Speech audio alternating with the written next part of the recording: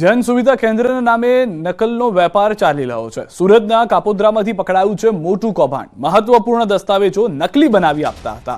સુરતમાં બોગસ જન સુવિધા કેન્દ્ર ઝડપાયું છે। કાપોદ્રાના કિરણ ચોકમાં ચાલતું હતું કૌભાંડ। ભગવતી કન્સલ્ટન્સીના નામે જન સુવિધા કેન્દ્ર Aadhaar card, PAN card, ration card, આવકના દાખલા સહિતના દસ્તાવેજો ડુપ્લિકેટ બનાવતો હતો। ડુપ્લિકેટ લાઇટ બિલ, ડુપ્લિકેટ વેરા બિલ પણ બનાવતો હતો। પોલીસે બોગસ ડોક્યુમેન્ટ સાથે નિકુંજ દુધાતની ધરપકડ કરી। પુણા મામલતદારે નોંધાવી ફરિયાદ। જોકે અહીં સવાલ એ થઈ રહ્યો છે કે આખરે આ નકલનો વેપલો કેટલા સમયથી ચાલતો હતો। મહત્વપૂર્ણ દસ્તાવેજોની નકલ બનાવીને આખરે કોણ અને ક્યાં ક્યાં ઉપયોગ કર્યો, આ આખા રેકેટમાં હજુ કેટલા સંડોવાયેલા છે, આ તમામ સવાલો હજુ પણ વણઉકેલાયેલા છે।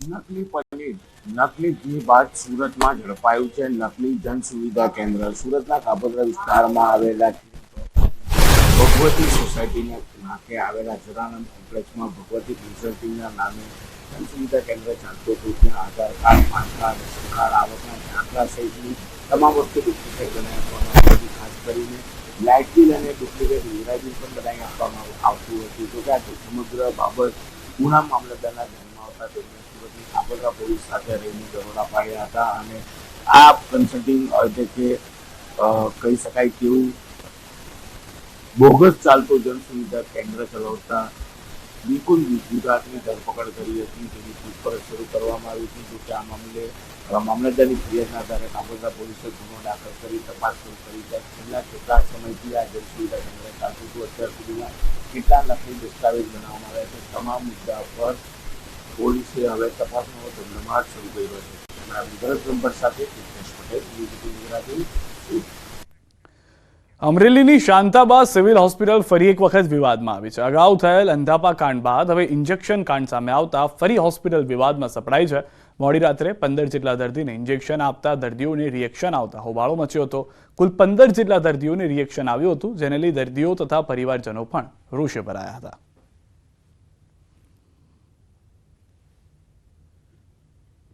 આટલો ચડાયો ને તો ફરી પગમાં અને પામમાં જે થોડીક આમ ઠંડુ લાગવા માંડ્યું, બહુ અજીબ ફીલ થવા માંડ્યું। તો પછી બાટલો તરત બંધ કરી દીધો અને પછી બધાનું ચાલતું હતું ને તો અચાનક ધ્રુજારી પડવા માંડી। પછી બહુ વધારે કેટલા લોકોને રિએક્શન આવ્યું છે આમાં?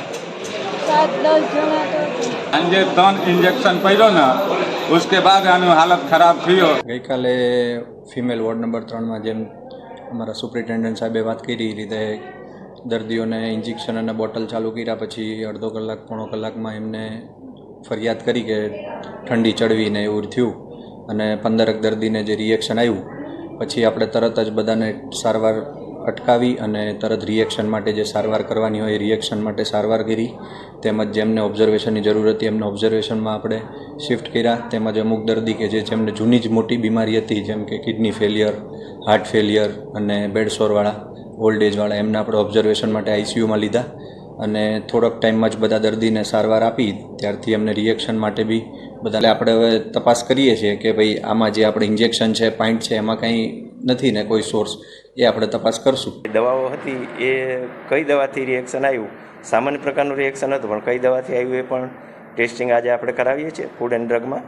અને જે વપરાયા એમાં આઈવી સેટ વપરાયા, ઇન્જેક્શનની સિરિંજ વપરાય, નીડલ વપરાય, એનું પણ આપણે ટેસ્ટિંગ કરાવીએ છીએ। અને જે રિએક્શન આવ્યું એ સામાન્ય પ્રકારનું હતું। બધા પેશન્ટ સ્ટેબલ હતા, એમાંથી કેટલાક પેશન્ટને આજે સારા થતાં રજા આપવામાં આવી છે। જામનગરમાં વકીલની હત્યાના કેસમાં થઈ 2 આરોપીની ધરપકડ। ચકચારી હારૂન પાલેજા કેસના 2 આરોપીઓને પોલીસે ઝડપી પાડ્યા છે। આ ઘટનામાં અગાઉ સાયચા ગેંગના 15 શખ્સોએ હત્યા કર્યાની ફરિયાદ નોંધાઈ હતી।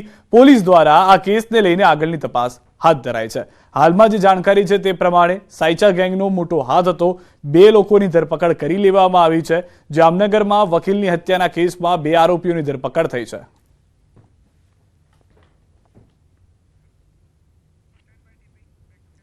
રાજકોટમાં કોંગ્રેસના ઉમેદવારને લઈને ધમધમાટ। પ્રદેશ અધ્યક્ષ શક્તિસિંહ ગોહિલ જશે રાજકોટ। કાલે રાત્રે કાર્યકર્તાઓની બેઠકમાં હાજર રહેશે। રવિવારે કોંગ્રેસ કાર્યાલય ખાતે કોંગ્રેસના સ્થાનિક નેતાઓને મળશે। ઉમેદવારને લઈને જૂથવાદ અટકાવવા શક્તિસિંહ કરશે પ્રયાસ। રાજકોટમાં ઉમેદવારના નામને લઈને સર્વસંમતિ ન હોવાની ચર્ચા હાલમાં ચાલી રહી છે, કારણ કે અનેક નામો ચર્ચામાં આવ્યા। છેલ્લે સુધી પરેશ ધાનાણીનું નામ ચર્ચામાં ચાલી રહ્યું હતું। પરંતુ તેઓના નામની પણ જાહેરાત ન થઈ, જેના કારણે અનેક વાદ વિવાદ શરૂ થઈ ગયો હતો. અને હવે જે જાણકારી મળી રહી છે, ખુદ શક્તિસિંહ જઈ રહ્યા છે, જે કાર્યકર્તાઓનું એક સંમેલન મળવાનું છે તેમાં તેઓ હાજર રહેશે. તેઓ સાથે વાતચીત કર્યા બાદ તેઓ રવિવારે પરત આવશે. વધુ માહિતી ન્યૂઝ 18 સંવાદદાતા અંકિત પાસેથી મેળવીશું. અંકિત, એક તરફ કોંગ્રેસને જીતવું મુશ્કેલ, તેમાં સૌથી વધારે મહત્વની વાત અંદરો અંદર જ જૂથવાદ ફરીથી જાણવા મળી રહ્યો છે. શું છે સમગ્ર કારણ? ખુદ શક્તિસિંહ પણ આવી રહ્યા છે. સિદ્ધાર્થ, ખાસ કરીને વાત કરવામાં તો ગુજરાત પ્રદેશ કોંગ્રેસની ભલે લોકસભાની અનેક બેઠકો ઉપર પોતાના ઉમેદવાર છે તેની જાહેરાત દિલ્હીથી કરી ચૂકવામાં આવી હોય, પરંતુ રાજકોટ સહિત સૌરાષ્ટ્ર અને કચ્છની અનેક એવી લોકસભાની બેઠક છે કે જ્યાં હજુ પણ કોંગ્રેસે પોતાના ઉમેદવારોના નામની જાહેરાત નથી કરી. બીજી તરફ ભારતીય જનતા પાર્ટીની વાત કરવામાં તો સૌરાષ્ટ્ર કચ્છની 8 બેઠકો પૈકી 5 બેઠકોના પોતાના ઉમેદવારોના નામની જાહેરાત પણ કરી દેવામાં આવી છે અને 5 લોકસભા સીટ ઉપર હાલ અત્યારે ઉમેદવારો છે કે જે પોતાનો પ્રચાર પ્રસાર પણ શરૂ કરી દીધો છે. તેવી જ રીતે રાજકોટ લોકસભા બેઠક ઉપર પરસોત્તમ રૂપાલાએ પોતાના પ્રચાર પ્રસાર શરૂ કરી દીધો છે. પરંતુ વાત કરીએ કોંગ્રેસની તો કોંગ્રેસ દ્વારા હજુ પણ પોતાના ઉમેદવારના નામની જાહેરાત કરવામાં નથી આવી. એક તરફ વાત કરવામાં તો કડવા પાટીદાર માંથી કોઈ જી આભાર. સૌથી વધારે મહત્વની વાત જે રીતે અંકિત આપ કહી રહ્યા હતા કે શક્તિસિંહ આવી રહ્યું છે, અને સૌથી વધારે મહત્વની વાત એ પણ છે કે કોંગ્રેસ ઉમેદવાર ક્યારે જાહેર કરશે એ જોવાનું રહ્યું. આ તરફ અમદાવાદની 6 વર્ષીય પ્રીનમ ડાભીએ ટેકવાન્ડોમાં બ્લેક બેલ્ટ હાંસલ કરી અનોખો રેકોર્ડ સર્જ્યો છે. Khel Mahakumbh, Gujarat state open championship, national tournament, children ટેકવાન્ડો union tournament સહિત 10 થી વધુ ટુર્નામેન્ટમાં 6 ગોલ્ડ, 3 સિલ્વર, 1 અને બ્રોન્ઝ મેડલ જીત્યો છે.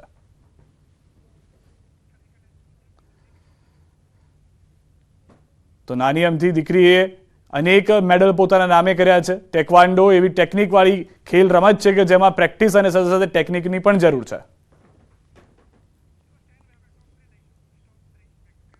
અને હવે નજર કરીએ ટોપ 3 ખબરો પર. ગુજરાતના 6 જિલ્લાવાસીઓ રહેજો સાવધાન. કચ્છ અને સૌરાષ્ટ્રના 6 જિલ્લામાં હીટવેવની આગાહી. 26 માર્ચ સુધીની કરાઈ છે આગાહી. ગુજરાત કોંગ્રેસમાંથી રોહન ગુપ્તાનું રાજીનામું, પત્રમાં નારાજગી સાથે અપમાનિત કર્યાનો ઉલ્લેખ. કોંગ્રેસના સંચાર વિભાગના એક નેતા પર આક્ષેપ. ભરૂચમાં અસામાજિક તત્વોનો કહેર. મંદિરમાં જ્વલનશીલ પદાર્થ ફેંકી કરી આગચંપી. ધાર્મિક લાગણી ઉશ્કેરાય તેવા કાગળો ફેંકાયા.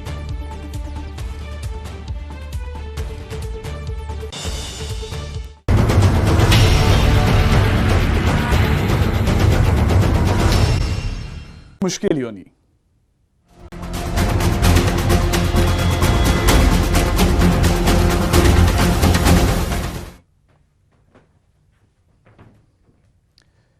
અરવિંદ કેજરીવાલને ઈડી કોર્ટમાં રજૂ કરાયા. કોર્ટમાં બંને પક્ષોએ રજૂ કરી છે દલીલો. ઈડીએ 10 દિવસના રિમાન્ડની માંગ કરી છે.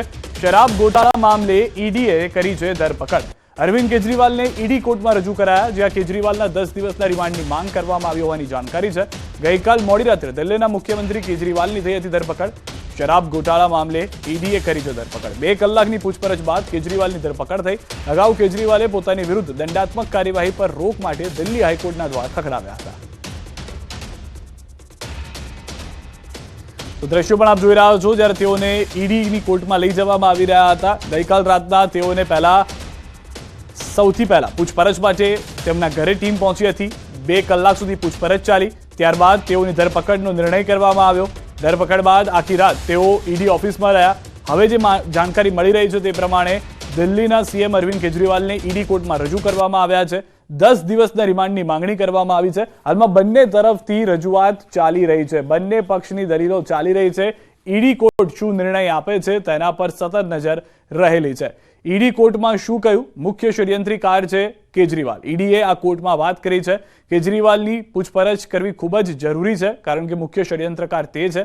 કેજરીવાલે ભ્રષ્ટાચારનું ષડયંત્ર રચ્યું હોવાનો આરોપ ઈડીએ કોર્ટમાં લગાવ્યો છે. શરાબ નીતિ બનાવવામાં કેજરીવાલની મુખ્ય ભૂમિકા હોવાની પણ વાત ઈડીએ કરી છે.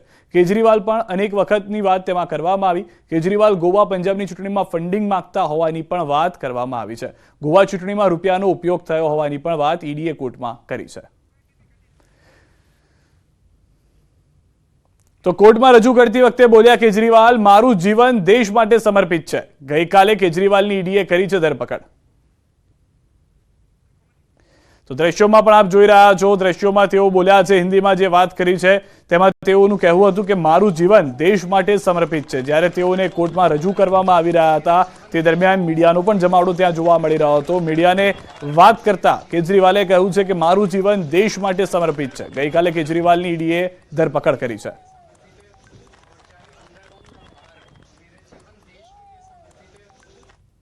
मेरा जीवन देश के लिए समर्पित है और चाहे अंदर हो या बाहर. मेरा जीवन देश के लिए समर्पित है और चाहे अंदर हो या बाहर. मेरा जीवन देश के लिए समर्पित है और चाहे अंदर हो या बाहर. मेरा जीवन देश के लिए समर्पित है और चाहे अंदर हो. કેજરીવાલ પર ગુજરાત ભાજપના આકરા પ્રહાર. કેજરીવાલે ખૂબ મોટો ભ્રષ્ટાચાર કર્યો, જેલમાંથી સરકાર ચલાવવાની વાત કરે છે કેજરીવાલ. ભાજપે આક્ષેપ લગાવ્યા છે જે રીતના કેજરીવાલને જેલમાં લઈ જવામાં આવ્યા ને ત્યારબાદ આપની પ્રતિક્રિયા આવી છે તેને લઈને ગુજરાત ભાજપની આ પ્રતિક્રિયાઓ પણ જોવા મળી રહી છે. રિક્ષામાં બેસીને મને કોઈ પદનો મોહ નથી એ કરનારા અત્યારે એમના મુખ્યમંત્રી પદને વળગી રહેવા માટે ભૂતકાળમાં એ પણ કહેતા હતા કે કોઈ પણ આક્ષેપ થાય, આરોપ થાય એટલે તરત જ પદ છોડી દેવું જોઈએ. અને એ અત્યારે હવે જેલમાંથી દિલ્હીની સરકાર ચલાવવાની વાત કરે છે. અને એ ચલાવવાનું કદાચ એમને સરળ પણ પડે કારણ કે એમના અનેક મંત્રીઓ પણ અંદર